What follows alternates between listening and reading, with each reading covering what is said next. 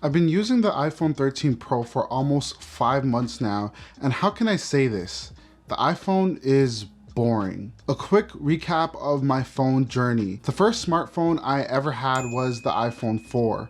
Then I had the Samsung S2X, the HTC One, the iPhone 7 Plus, a Samsung S8 Plus, the iPhone XR, iPhone 12, and now finally I have the iPhone 13. I say that to say I had all kinds of phones and I don't pledge allegiance to any one phone company. That would be ridiculous. With that said, I am heavy in the Apple ecosystem. From the MacBook Pro to the iPad to AirTags to the Apple polishing cloth, I have it all. And that is because compared to Android, Apple and their devices just work. They work so well and they have top-notch support from Apple. And that support spans years after a product was released.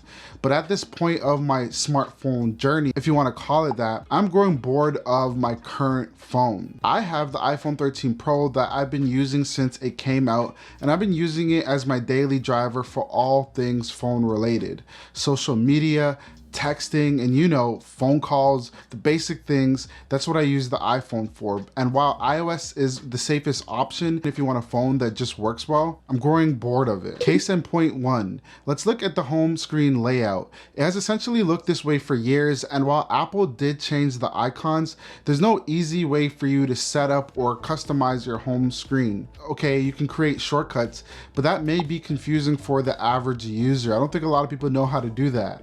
There's no easy way to put a personal touch because Apple controls almost every single part of the user experience for iPhone, and they give you less control with what you can do with a phone.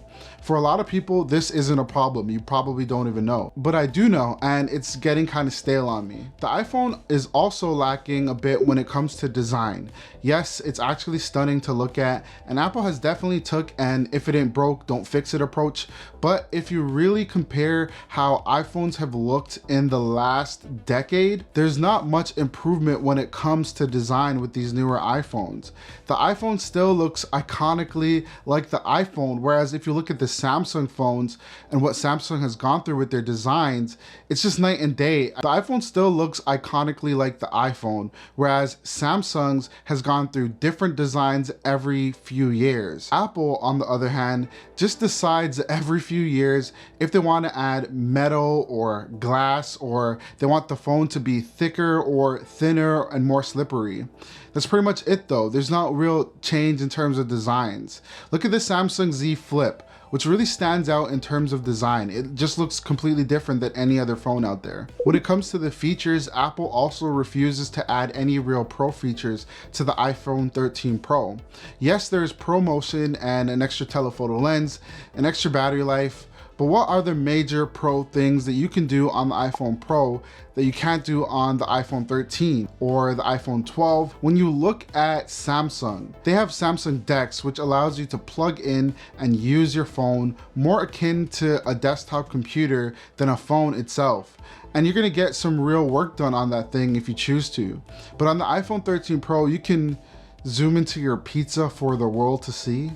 Okay, I'm just kidding. I'm being a little bit harsh, but you get the point.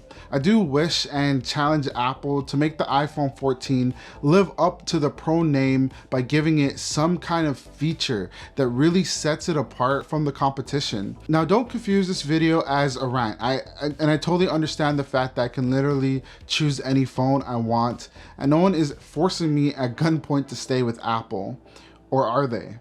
It is hard to leave the Apple ecosystem because all of the devices work so perfectly together that if you left it, your other devices are in jeopardy. But I'll save that talk for another video. I generally do look forward to what Apple will do with the iPhone 14 and beyond. Will they make the iPhone 14 a leap forward in terms of design, or more of the same? Will they finally give the iPhone USB-C, or will they continue with Lightning, which has been on the iPhone since the iPhone 5? Only time will tell, but in the meantime, I'm thinking of switching to the Samsung Galaxy S22. Let me know down below if I'm being a little bit dramatic, or if you agree that Apple does need to step it up with the innovation. Don't forget to subscribe, and I'm gonna see you guys in the next one. Peace.